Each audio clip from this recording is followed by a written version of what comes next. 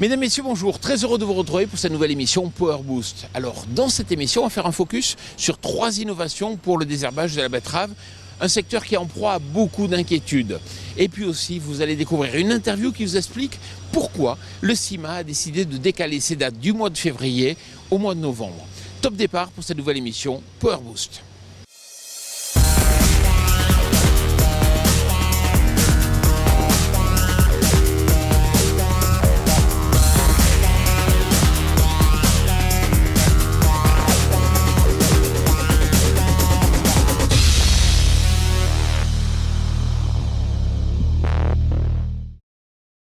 Salut les Power Boosters. Cette semaine, nous allons faire un point sur 3 nouvelles solutions de désherbage mécanique pour la betterave.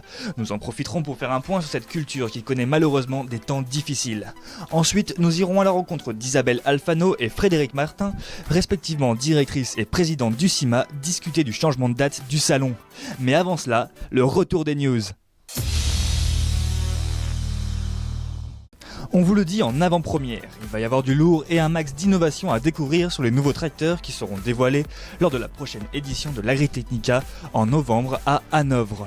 On peut vous le dire parce que Jean-Paul et Power Boost ont représenté la France dans le jury composé de 25 journalistes européens qui se sont réunis cette semaine dans un hôtel de Rome. Durant 2 jours, chaque constructeur est venu plancher pour mettre en avant les atouts de leur dernier né. Une première liste de finalistes sera dévoilée en juin. Ils feront ensuite l'objet de tests au champ cet automne avant la remise des Awards, le premier jour d'Agritechnica. Cette année, une nouveauté avec le Sustainable Tractor Awards, une nouvelle récompense pour encourager les constructeurs qui pensent le plus à la durabilité et à notre planète. Valtra se lance dans le tracteur autonome, avec un plan bien balisé en tête puisque le constructeur s'est associé avec 4 entreprises finlandaises pour proposer des concepts de tracteurs autonomes chargés de déblayer la neige sur les aéroports. Un essai a été réalisé avec 2 Valtra T354 à l'aéroport d'Ivalo dans le nord de la Finlande. Au-dessus, il ne reste que la banquise. L'exploitant d'aéroport scandinave Finavia y voit lui un intérêt pour sécuriser ses pistes au pire de l'hiver et réduire ses coûts de fonctionnement. Qui l'aurait cru il y a seulement 5 ans? La betterave ne connaissait pas la crise, portée par une hausse constante du marché du sucre. Mais patatras. Fin 2017, l'UE entérine la fin des quotas sur la production de sucre dans l'Union européenne. Cela signifiant que les agriculteurs français ne sont plus assurés d'un prix minimum garanti pour leur production. Presque 2 ans plus tard, dans un contexte de surproduction mondiale de betteraves et de canne à sucre, notamment en raison d'une explosion du volume de production en Inde, le cours du sucre n'a jamais été aussi bas. Un chiffre illustre cette déconfiture. Alors qu'il y a 2 ans la tonne de sucre était fixée à 500 €, elle a chuté à 300 € aujourd'hui. Alors oui, c'est sûr, le contexte joue un rôle central. Les 2 dernières moussons en Inde ont été exceptionnelles, comme les conditions ont été idéales pour la production de canne à sucre au Brésil. L'urgence actuelle pour la filière betteravière française est d'éviter que les usines sucrières françaises ferment. Il se dit ainsi de manière insistante que des 3 grands groupes sucriers présents sur le marché français, un pourrait être amené prochainement à quitter le marché. Sans compter que la betterave est une culture exigeante, notamment en termes logistiques. Difficile pour un betteravier d'aller livrer sa production à l'autre bout de la France. Les prochains mois risquent d'être agités et cruciaux pour la filière sucrière française.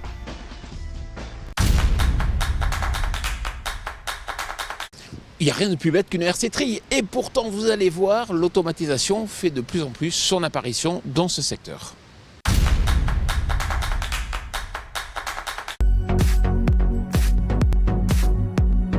Bonjour Nick, est-ce que vous pouvez me présenter donc ce matériel de la marque Treffler que vous importez en France ? Oui, bien sûr, avec plaisir. Donc, moi, je suis le gérant de la société Stecomat, importateur de la marque Treffler. Donc, sur toute la France, on travaille aussi avec maintenant de plus en plus un réseau de concessionnaires, de distributeurs. Donc, Treffler, c'est une marque allemande. Tout est fabriqué en Allemagne. C'est eux qui ont inventé et breveté ce système de dents indépendantes.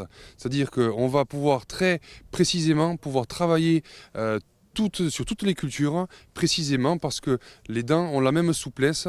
Donc on va pouvoir travailler sur des buttes de pommes de terre, des betteraves, des oignons, des céréales, etc. Et donc voilà, c'est un principe vraiment breveté et exclusif sur le marché de la RC-trille. Ok, alors est-ce qu'on peut faire un focus sur ce nouveau système de réglage automatique ? Alors le réglage automatique de pression est un kit qui va pouvoir se monter sur toutes les RC-trilles Treffler déjà commercialisées.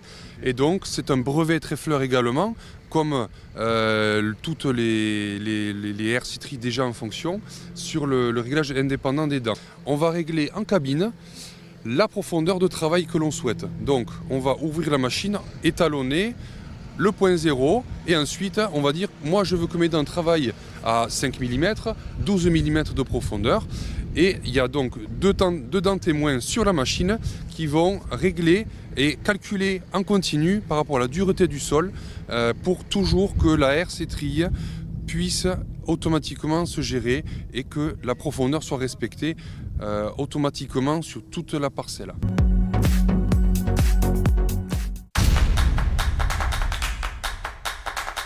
L'apport de l'électronique dans les bineuses devient de plus en plus important. Image.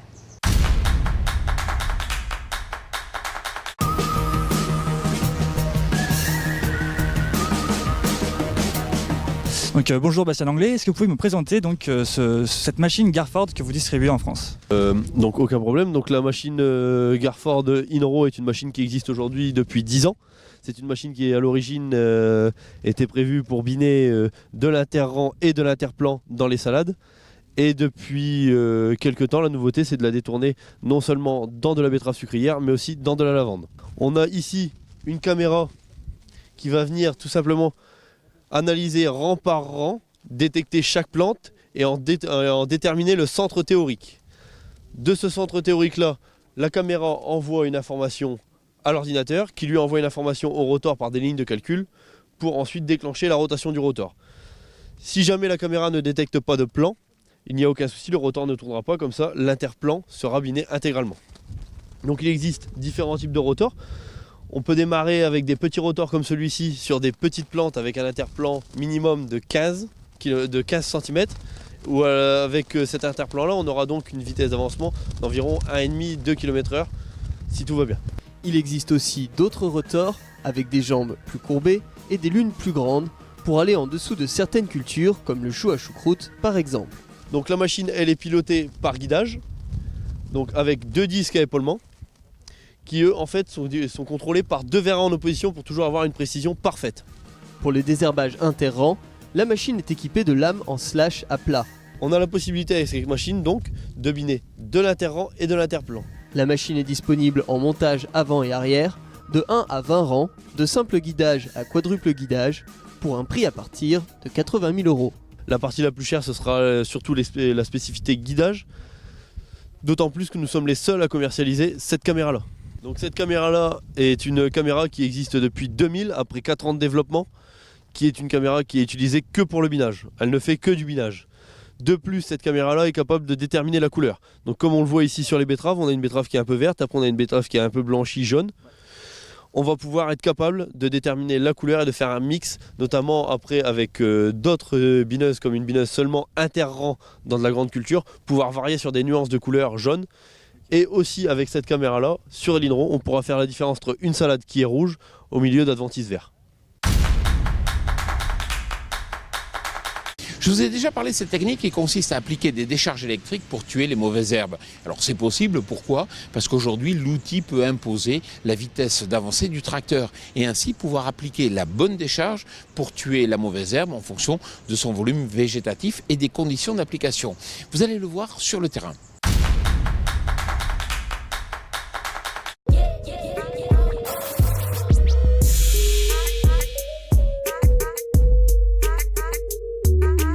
Bonjour Olivier, est-ce que vous pourriez me présenter cette machine ainsi que son fonctionnement? Donc c'est le X-Power par Zasso.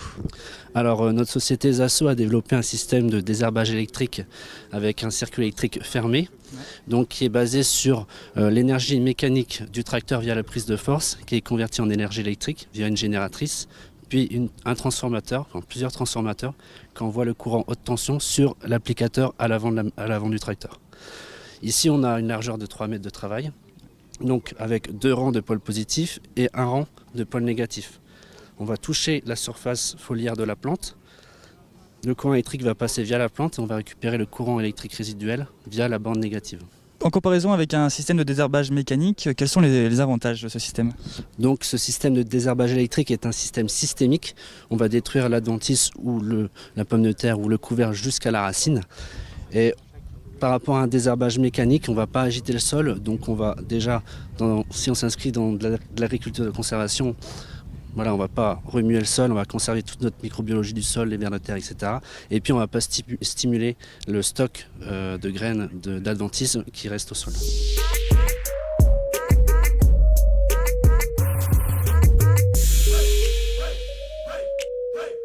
Notre stratégie technique et commerciale s'inscrit donc dans la future interdiction de plusieurs molécules dans le défanage de la pomme de terre. Cette année, donc, jusqu'à fin 2019, on va avoir 35 machines d'opérationnel.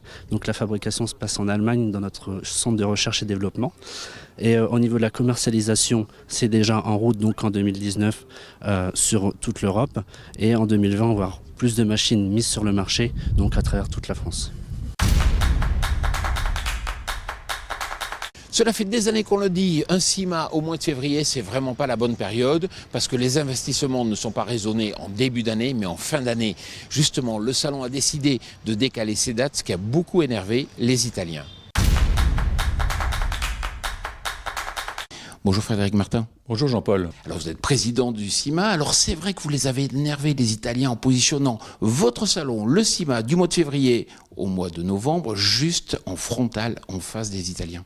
Alors le sujet, c'est pas d'énerver qui que ce soit. Non, le sujet est trop sérieux et c'est un sujet qui date depuis très longtemps. Le positionnement du CIMA, le positionnement des salons européens.